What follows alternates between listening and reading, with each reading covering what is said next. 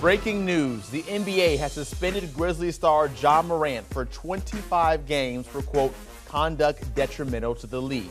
He'll be required to meet certain conditions before he is cleared to return. Morant appeared in a video on Instagram holding a gun last month, leading to an indefinite suspension from the team. It was the second time in 2 months he was seen brandishing a gun. Back in March, the NBA suspended him for 8 games. Now joined by Mr. Pick and Roll, Avery Johnson, joining us now, and Adam Silver in the league really wasting no time. Silver said he was going to wait until the finals were over, a day after the parade for the Nuggets. Now we get this news that they are suspending Ja Morant for 25 games. How do you feel about the length of that suspension, and what's your initial reaction? Yeah, my initial reaction was right in the wheelhouse of what I was thinking based on prior behavior. I thought he would get at least a minimum of 20 games. So 25 is right in the ballpark. I thought maybe 41 would be probably a little bit too excessive in this situation, but 25 games is probably right in the sweet spot. Hopefully Ja Morant will hear this message loud and clear. You know, I had a chance to coach against this kid when he was in college. He had his coming out party when I was coaching at Alabama with 40-plus points and a monster dunk. And I just thought, man, wow, this kid can be the face of the NBA, a superstar. But what derails superstars? Bad decisions. He's made a couple of bad decisions. He's still a young man. He can recover from this.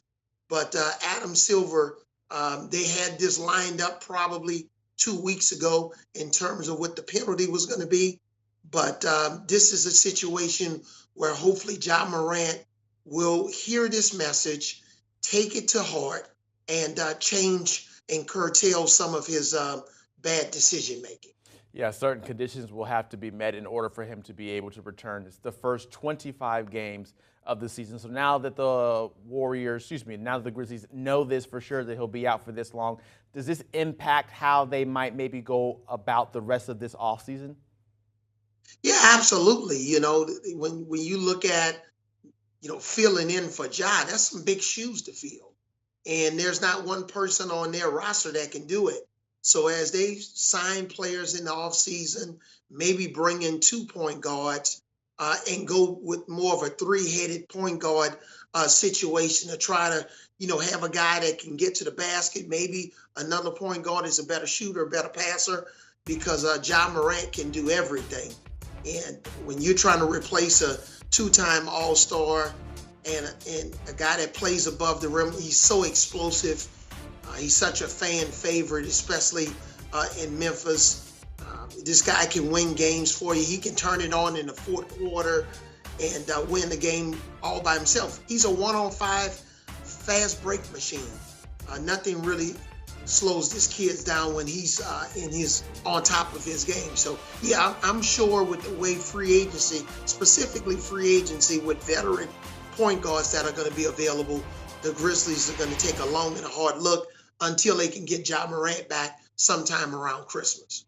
Yeah, when you look at maybe the draft coming up next week, do you potentially, if you didn't have a guard high on your big board, are you now maybe more tempted to put one up a little bit higher, knowing that for almost a third of the season you won't have your star? Not so much in the draft. I think this is more free agency. You got to get a veteran player. You maybe you go to Chris Paul, right? He'll take a smaller number. He wants to play with a playoff caliber team. Sure, the Lakers or the Clippers, because his family lives in Los Angeles, is going to be more attractive. But, I would make that call to Chris Paul.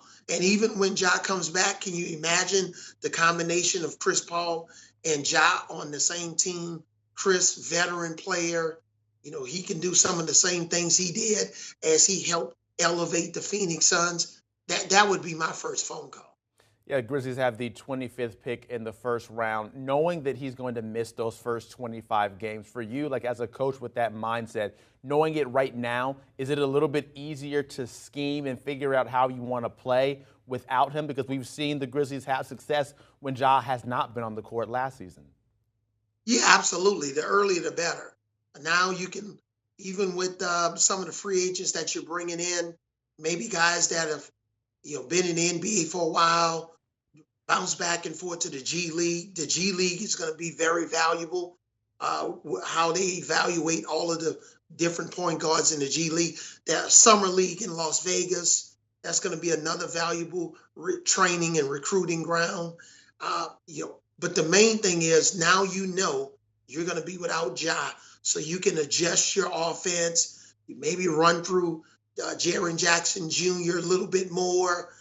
So yeah, it's just definitely going to give their coaching staff time to prepare more to see if during that first 25 games, if they can go 500, maybe if they can go 2 or 3 games above 500, because you definitely don't want to lose the entire season. You don't want to go 5-20. You want to make sure that you can stay around 500, especially until you get Ja. Yes, so we mentioned what the situation without Ja has looked like. These are the numbers this past season. Without him, just over 500, won 11 games compared to 10. With him, of course, a whole lot better. The points per game differential and points per game, they scored about 2 points more per game at a record of 40 and 21 when Ja is on the court with Memphis.